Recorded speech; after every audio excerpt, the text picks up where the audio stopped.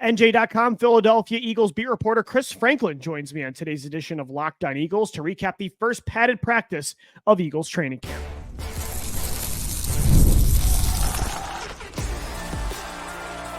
You are Locked On Eagles, your daily Philadelphia Eagles podcast, part of the Locked On Podcast Network, your team every day.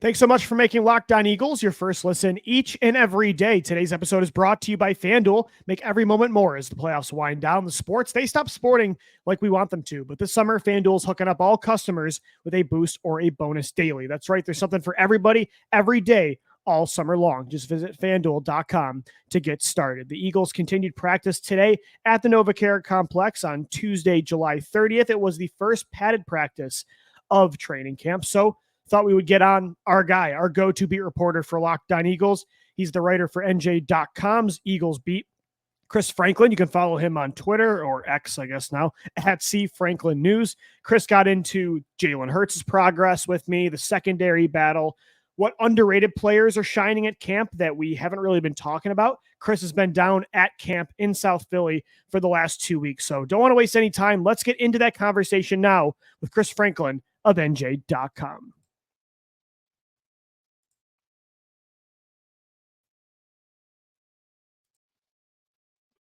Joining me now on the Locked On Eagles podcast to give us an inside look at Philadelphia Eagles training camp down at the NovaCare Complex. It's the beat reporter for the Philadelphia Eagles at NJ.com. It's Chris Franklin. You can follow him on X at C Franklin News. Chris is a consistent guest of us right here on Locked On Eagles. Chris, thanks for joining the show as always, man. Really appreciate it. No worries, Louis. Thanks for having me on again, man. It's always fun. Yeah, for sure. And I definitely want to get your insight on a lot of what's going on at camp. And I think the thing for me that I'm so fascinated about, and our listeners and viewers know that for sure, it's the secondary battle, right? Especially at that second outside corner spot opposite Darius Slay. Looks like Isaiah Rodgers, Kelee, Ringo kind of going at it for that job. But Quinyon Mitchell could also be in the mix as that first round pick. It's early on right now in the camp process. The preseason hasn't even started yet. The pads just came on today. But Chris, gun to your head, like if you had to say right now who you think is the favorite to start opposite Darius Slay, who would that be of those three players if it is one of those three? If I had to put my finger on one of them, I'd probably say it would have to be Isaiah Rodgers as of now. I just like, from what I've seen, his anticipation, his ability to match the speed and match the routes that wide receivers have, because we all know how tough it is, especially when it comes to those option routes, when it comes to the ability of these receivers. And they're going to see some good ones this year, but they're able to change of direction. And not only has Rodgers shown, not only in training camp, but through OTAs and mini camp, that he's able to not only recognize those routes early, but he's willing to step on the ball and try to make a play, whether it's be a pass deflection or turnovers. And when you look at this defense and the issues they had last year, they weren't able to do turnovers. So I think that ability for him leads him to first. Now, I just have to say, Kelee Ringo's has moments in camp as well, too. And Quinyon Mitchell, I still remember Vic Fangio saying, no, we're only going to let him focus on the outside. And then he's lining up on the inside. He's doing well. And he's also playing very well against guys like A.J. Brown. So it's a good spot for the Eagles to be in. It's going to be tough, and I don't envy him when he has to make that choice. But they're sitting pretty good right now. But I have to give Isaiah Rodgers the head start right now. Yeah, I totally see that. And Quinyon Mitchell sounds like he had a really good day today, especially one-on-ones, a couple big reps against A.J. Brown. You mentioned, and that was my next question for you, Chris, so it's perfectly going into that topic. Like Quinyon Mitchell in the slot, like my stance on it is I want him on the field, so I'll take this over him being like a main boundary backup to Rodgers or Ringo. I want him on the football field. But at the same time, I would hope eventually he starts to get maybe not an equal amount of first-team reps as Ringo and Rodgers, but he really does get a fair chance because although Rodgers and Ringo have been really good this offseason and they're young, promising players in their own right, it's not like those guys are long-term established veterans in the NFL that deserve to be like unquestionably ahead of your first-round pick. So do you think Mitchell eventually will get more into that outside battle, or do they really think like, hey, Quinyon could be that inside guy with that, mirror matchability and the speed, and we can focus more on Rodgers and Ringo on the outside? I wonder how much of it was really a domino effect from having Cooper DeJean suffer that injury at first. I really think they were envisioning him in that role, and they thought, you know what? We got this guy who still has the physical tools to do it. Why not try him out and see what they get? Because to see him at this rate right now play on the inside at the level he's doing is tough because nickel corner is one of the toughest positions to play in this defense because you Sure. got so many responsibilities and so much communication going on, and he's able to do that. I think when you see DeJean comes back, and I'm really curious when they start getting if they really start to settle in on the final starters, who's going to play where. I'm really curious if you start to see him get more reps on that outside. But if Yeah. not, figuring that you want your best 6 guys if you go down potentially. Whoever starts, you got Rodgers. Ringo can play on the outside. Rodgers and Ringo's one side, Slay on the other side. You have Maddox, whoever's playing the nickel that part. You want somebody else you need another second inside guy. Why not be him? He's got the speed to do it, got the quickness to do it. Why not him? So I think it's one of those things where you want to get your first round pick and show that, hey, it's paying off and you're getting production out of it. Try him out. And so far, and I'll be honestly, I'm shocked that he's doing as well as he's doing because I didn't think, especially that young, he'd be able to step in and do it. Yeah, especially for a guy that played primarily zone coverage on the outside at Toledo to be someone now that they're asking to do a lot more on the inside. It is impressive, but I do hope he gets into that battle opposite Darius Slay. And Chris, that's what I wanted to ask you about next. Speaking of Darius, it sounded like he had a good practice in his own right today. From what you've seen when you've been at camp, does he look like a guy, over the age of 30 now?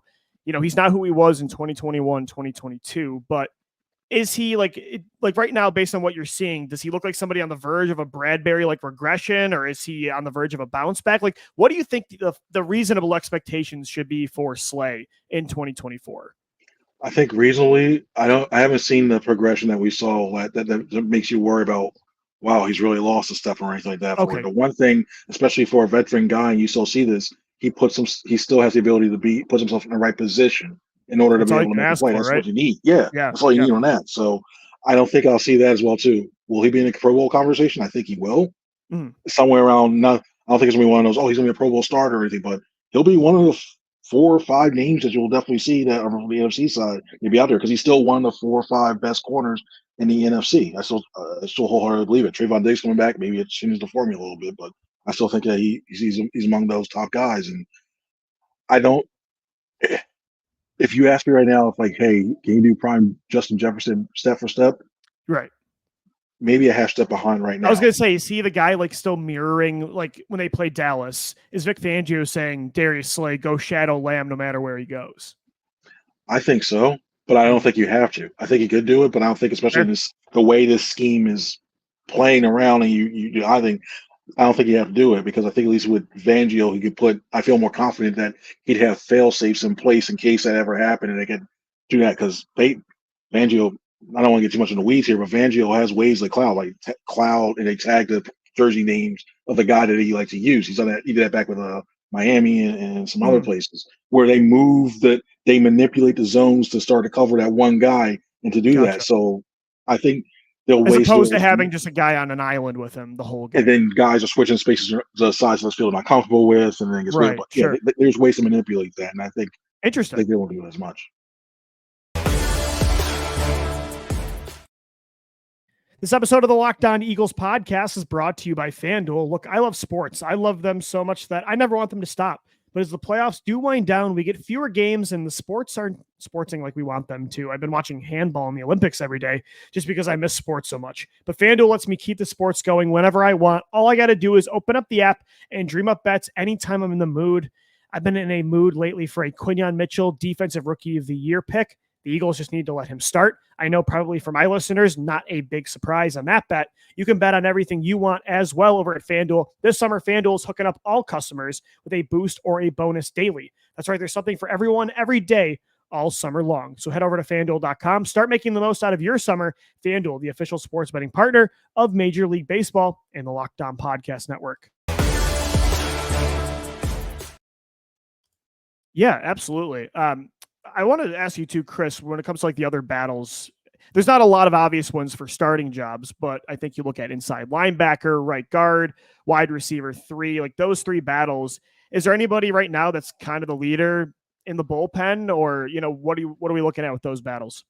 I'll tell you right now, I know Paris Campbell is pretty much as in John Ross, the way his speed, his explosive, that speed and that ability to make play, he's really, for me, he's been one of the guys that stood out. So okay, that's the guy to continue to keep an eye on because I think he's close enough where he can wrestle out. Maybe it's a matchup thing where you prefer speed one week and you go Ross, or you prefer versatility one week and you go Campbell. But I've liked John Ross on top of that.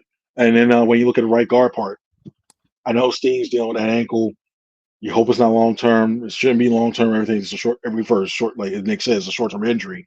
But if you have to go turn to somebody, Mekhi Becton is slowly winning me over as the first option off the bench at guard. Me Because at too. first I thought he's a huge guy. Like I'm sitting there like, there's no way this man can move around in that confined space. This guy can move around. I'm like, please, he can.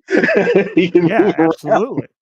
No, I totally agree. And I'm still a Steen guy, but Becton, it's not like this is some random, 7th round pick this is a former 1st round pick with legitimate power. And I'm not saying he's going to be the heir apparent to Lane Johnson, Chris, but to be in between like Cam Jurgens and Lane Johnson in an elite offensive line. Like I think Becton, there's a couple rare elite traits that maybe you want to utilize in Jeff Stoutland's attack. Yeah, especially I can only imagine right now a wham block to the left side. Like if you want, or just pull him on the guard. You got Landon Dickerson and Jordan Mailata that way too, and all of a sudden you got Mekhi Becton pulling on that left side, try to kick somebody out with Saquon Barkley going through the hole. Good luck with that. Yeah, for sure. No, absolutely. When it comes to linebacker, Zach Bond, it looks like continues to get first team reps at inside next to Devin White, who's one of the unquestioned top 2, but Bond's kind of been rotating in there with Nakobe Dean. I'm a little surprised. I thought when they signed him from New Orleans, he'd be an edge guy, Chris, but it seems like he really has a good chance potentially to be one of those top 2 guys compared to, battling Nakobe Dean.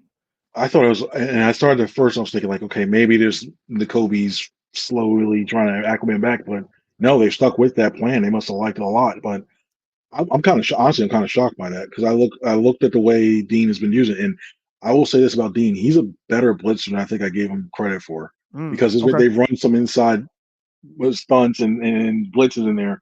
He's been in Jaylen Hurts' face or forced him to affect it so much that he had to force a flush out. It's a matter for me is the consistency, and then you also have to always worry about Dean, is he going to be injured? And it's good enough. The fact that you're getting Bond this many reps now, I probably think right now he's earned it to the point that you're like, you know what? He's the guy. But I'm still not discounting Dean because I still see a lot of quality and traits in that game. And he's starting to, it seems like he's getting, the more and more he's getting a feel for what Fangio's looking for, the more and more he's starting to rise things. So, like, if season 1 ends today, I would say Bond is the starter. But that's been about week 3. I think maybe Dean locks it in as well too. It's fighting. It's gonna be close though. It's one of those things where like, it's back and forth on there. Who's a guy maybe on either side of the ball that maybe we're not talking about a lot, and maybe like you've already mentioned one that stood out to me is John Ross. Like who's another player that not many people are talking about, but he's starting to turn heads at practice? For me, it's Will Shipley. I've seen him and that explosive. When you get him in space, especially as a check down guy. All of a sudden, I think you can easily get about 5 to 10 yards easily on that one too. Because I like the patience he's shown when it comes to running. I like the way that he's been able to get himself and get yards after the catch to be looseners. We saw that when it comes to in terms of kick returns and everything else. And that's another thing. You can use him back on kick returns and he can have an impact on that as well too. So I think when you look at his game, we all know Saquon Barkley's going to get the majority of snaps. Gainwell's still going to be RB2 because we know how this coaching staff feels about him, and he still provides you with some good stuff. To me, it's like it's one of those confident things where I think we may see getting Gainwell's final season with the team and Shipley stepping in that RB2 role because he's just that good. You can't bypass him this year. He's going to have more carries, I think, than touches than Boston Scott had last year. So I think that's a guy you should, especially in the preseason games, he's going to be turning heads a little bit. Yeah, I was going to say, because last year it was clearly Kenneth Gainwell as the RB2. Boston Scott clearly the RB3. Do you think it could be more? It's like a 2A, 2B kind of situation with Gainwell and Shipley? I think Gainwell's going to be solidified there, but I wouldn't be surprised if they find some packages in there and throw them in there because Kellen Moore has been known to use 2 running back sets, whether it is Saquon and Gainwell, Saquon, Shipley, what have you. There's been times I think I saw a play, I want to say back in 2021 Cowboys, where they had 3 running backs on the thing. Like, it was short yards, but you have all 3 of them. And good luck with that. I think they took out both their wide receivers and put them in there just to little 23 personnel. Yeah. See that? See, now my mind's when I get excited, like, okay, you can play here, that test match. But yeah, that's you can exciting, do so Chris, right? Like, that's why I've been jealous of you guys at practice, because like there's so many different things you're hearing about what this Eagles offense is doing that over the past few years. Like, even something as basic as play action, like PA rollouts. Like, you didn't really see that a lot of this offense, and now you're kind of hearing that's a part of it now. And not in that in the motion too, because everybody thinks when you think motion, you think, oh, we're just bring the one guy across. Now they're doing these elaborate motions, sending guys up around next to Hurts and back behind. There's so many variations they're using. You're like, and then it's like how many times have we seen when it came to the Rams and that Sean McVay, and then everybody came off the tree when it came to the eye dressing and changing the eye level, like which way is it going? Well, Helen Moore's incorporated a little bit into that as well too. And I think you feel a little bit more comfortable with how he's going to utilize all these weapons and even run the basic of plays. You just see it like, oh, okay, you see you open it. Just makes things more confusing for a defense. One more question for you on the defensive side of the ball. Jaylen Hunt's a guy that I'm really interested in. The Eagles' third-round pick, former safety, like crazy traits for an edge rusher that can fit in that like overhang position for Vic Fangio. But Chris, I did think he was going to be more of a raw prospect that they were going to develop behind, Josh Sweat, Bryce Huff, Nolan Smith, Brandon Graham. But it does sound like, I don't know from what your perspective is, but it sounds like he's maybe farther along than some anticipated. Maybe not the team, but maybe media and fans. Like, what have you seen from Jaylen Hunt so far? And could he have a bigger role this year, kind of like Shipley, where we're not expecting him to be in that rotation, but suddenly he is more than we thought? I think there's some guarded optimism along when it comes to him. I mean, there's been a few times where I've looked at the edge rush. I've been posting videos where I got some of the edge rush teams, it's particularly him. Because I'm very curious, because to me, that's one of the weaknesses on defense depth-wise in there. And you look at him, and you see him dip that shoulder around, and he gets lows, and I hate to use that word so much, but that bend around the corner, and you're like, wow, this guy looks like he's getting it. I'm worried about when it comes to other aspects where you have to see the line, like the edge rusher split out. Where you have to see when it comes to contain and stuff, run contain and stuff like that, because he gets too excited. Like, okay, I'm going around the corner. Like, is that like the main? That's the main question, Chris. I feel like with all these edge rushers, right? It's with Bryce Huff, Nolan Smith, and you could say that with Hunt. All that they're lighter guys on the edge that you really worry about a team just trying to wear you down and playing ball control, and they keep that. That's for me. I'm when you look at those the run defense, that's where the biggest key is, and that's why you really need. And I know we're talking edge rushers, but that's why you really need. To me, Jordan Davis is the most important person on that defensive line, because you need him to take two to make everything else easier, a little bit shorter. You're not for the run defense. So it's I totally agree. Totally agree. Chris, last question for you. I got to ask you about, of course, the quarterback, Jaylen Hurts. Sometimes I feel like you can tell when a quarterback, like what he's going to do that season, not just based on camp alone, but you can kind of feel the vibe, the energy. Like I go back to 2017. People knew, okay, Carson Wentz is about to take a step this year. And then, of course, we know what happened. Is that kind of the vibe we're getting right now from Jaylen Hurts? Like, does he look like the 2022 version again? Or at least compared to the last few off seasons, like this camp versus like last year and the year before, how do you compare his progress, up until July 30th? I think for me, the biggest thing I look at is comfort, like decision-making, how fast he gets it out of his hand, his footwork, does he look comfortable when he's doing that, not giving those false feet? Yeah. And really just accuracy. And you look at that, these all look like 2022 Hurts all over again, which I think the Eagles like. I was really worried about early on, especially like we saw minicamp, and he was trying some things to get the test out. That summer, he looks a lot better. I don't know if he talked to his old the quarterbacks, like Tom House or whatever. I don't know if he talked to him again or what have you. But looking at the way he's playing now, it's reminding you of the guy who was second, or the runner-up for MVP, and the guy we saw the first half of the season. Everybody thought he was going to be MVP last year. So when you look at him, I think I really want to. The biggest test for him right now. It's still very early, but I like what I've seen. I want to see him in that week 2 against the Patriots in that joint practice where he hasn't seen a defense he hasn't seen before. Yeah. And they then throws it there, because I really think he's going to be. I think he's going to have a breakout year. I know it's hard to say because how do you have a breakout year? You know what I'm saying? I think it's one of those years where he solidifies himself as a top 5 quarterback again. Right, because you got to do it twice before you can really be established in that way, and you're not just a flash in the pan, which has been really the Eagles' track record for quarterbacks when they have an elite season. Chris, it's like they don't really have that next one. Carson Wentz had like that 2019 was a special run at the end, but it really feels like, Michael Vick 2010, Nick Foles 2013. Once they have that big year, you go back to all these guys. Like this will be the first time somebody follows it up, honestly, since what, McNabb? Yeah, because Yeah, even then, Kevin Cobb didn't do that much in there. So, No. yeah, this is a good point by you. Yeah, because it is just there's been no real consistency in this. The Eagles haven't had that, and Mhm. that's why I think they've been in that whole quarterback search a long time. So, if he follows it up, if he continues being the guy that we know he is, and we've seen in the way he's worked, I think he'll start to pacify some of those questions everybody had about him last season. Totally agree. Chris Franklin joining us right here on the Locked On Eagles podcast, the NJ.com Eagles beat reporter. You can follow his work over on X at @CFranklinNews. Chris, thanks so much for coming on. As always, man, the best guest we have, and hopefully we can get you on soon again. Hey, Louis, I appreciate it, man. Thank you for always having me on. I appreciate it, man. Thanks.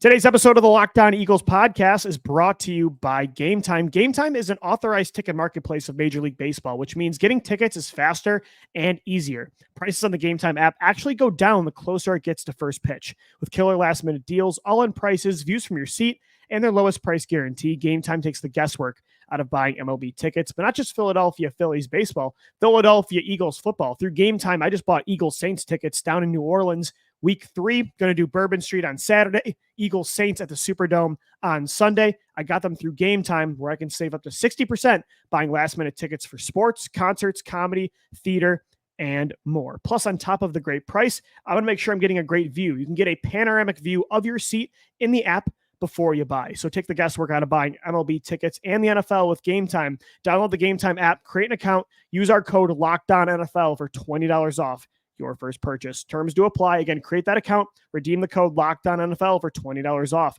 Download Gametime today. Last minute tickets, lowest price, guaranteed. We thank you so much for making Locked On Eagles your first listen each and every day. Guys, you watching Fox Sports or ESPN on your TV all day? Got to turn down the volume with all the shouting? Make the switch to Locked On Sports today. It's a free 24/7 sports streaming channel, program for you every day to bring you the biggest stories without all the screaming. Locked On Sports today brings you can't miss analysis, opinions, and news, streaming 24/7 on YouTube or the free Amazon Fire TV channels app, part of the Locked On Podcast Network, your team every day. A lot of great stuff there from Chris Franklin. Interesting stuff when it comes to the depth chart, what we think is going to happen at the cornerback battle, linebacker, wide receiver 3, even at running back. I think it was really interesting to hear him say that Will Shipley has kind of been turning heads, even more so than Kenneth Gainwell. Kenneth Gainwell is a guy that I don't love how much the Eagles have relied on him in a committee approach over the last few years, and I think Will Shipley could present an upgrade for that same kind of role, that third down receiving back, 2-minute warning, like who do you want catching the football? Obviously with Saquon Barkley, like he's going to be that guy.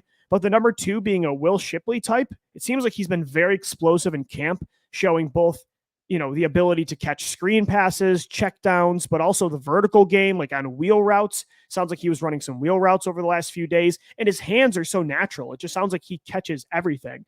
This could be your Darren Sproles to your LaShawn McCoy, Saquon Barkley of 2014. Like that could be the backfield that's recreated, is that 2014 backfield of Shady and Sproles. Maybe that's Saquon Barkley and Will Shipley. I don't think it's Kenneth Gainwell, but I'm excited about Shipley a little bit. He did mention that right now, like John Ross has been turning some heads at wide receiver 3. And I get it. Again, I know why they want Paris Campbell and, John Ross to be the favorites to win this gig, or Anais Smith. They want that explosive field stretcher to complement Devontae Smith and A.J. Brown. It's why they gave Quez Watkins so many opportunities to be the guy, because that's a real benefit of having that style of player next to your 2-3 alpha pass catchers. So it was interesting to hear him say that John Ross is like a top 2 guy right now. Maybe him and Paris Campbell run like a committee this year. But I will say, Britton Covey, he's getting me thinking more and more. Like, he is such a good punt returner, and the way he just is so elusive in the open field, maybe he can be more than what I've given him credit for on offense, or others as well, where maybe he can be, again, in a rotation, a much bigger, impactful player at the wide receiver position than he has been. Maybe he's also rotating in. Maybe it's just a complete committee approach of Covey, Ross, Paris Campbell, Johnny Wilson, Anais Smith. Like maybe they just run them all. I don't know. I mean, they're not all going to make the roster. 1 or 2 are likely going to get cut. But Covey's another one that sounds like he's turning some heads more at receiver than he has in the past. And it's not to say it wasn't justified that he wasn't playing this position. Even at Utah, he didn't really make a huge impact in this way. It was mostly through the return game, but he's been so good in the open field as a punt returner that maybe some of that can translate over to the offensive side of the ball. It's at least worth giving a shot. That's another underrated thing I'm excited about for the preseason is to watch Britton Covey specifically at wide receiver. Before we go, another little news update, maybe not even little for the Eagles. They signed a player today, formerly of both the Washington Commanders and the New York Giants, a veteran offensive lineman, Nick Gates, who does have 29 starts in 44 appearances in 5 years with the Commanders and the Giants. He's a center naturally, and that's the noteworthy part of this. Like, this isn't some throwaway signing. This might be the Eagles' primary center backup, depending on how Nick Gates looks at practice. Again, 29 starts in 5 years. Maybe he's the guy. They really haven't had a true traditional backup center behind Cam Jurgens this year. Matt Hennessy's been getting some looks, but he's more traditionally a guard. I think same thing with like Brett Toth. And then you have, Dylan McMahon from NC State you drafted at the end of round 7, but I haven't heard a whole lot about him. Like, he has an elite raw athletics score. Interested to watch him, but they brought in some competition. They wanted another more natural center, and that is Nick Gates. So he's someone to keep an eye out for. There's a lot of interior linemen. This is going to be a tough cut when it comes to, you look at the bench. You got Keegan, you got McMahon, you've got Sharping, you've got Hennessy, you've got Becton, you've got Steen, you've got now Gates. I mean, it's a really good, healthy competition on the interior of this Eagles offensive line. And so Nick Gates coming in, like, that's not a nobody. That's, 29, almost 30 starts in 44 games over 5 years. That's somebody that's got a lot of ball played, and behind Cam Jurgens, maybe you want a veteran like that. And it's a more natural fit.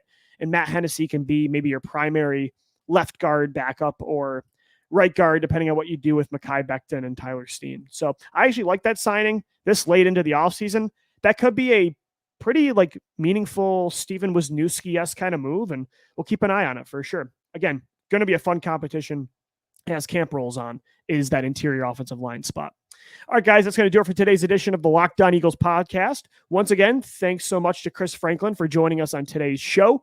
We'll be back tomorrow, Thursday, and Friday as well. We got you covered right here on Locked On Eagles, Monday through Friday. Thanks so much for making us your first listen each and every day. As always, I'm signing off for now. Louis DiBiase. Thanks for downloading, watching, and listening. And let's go, Birds. Fly, Eagles, fly.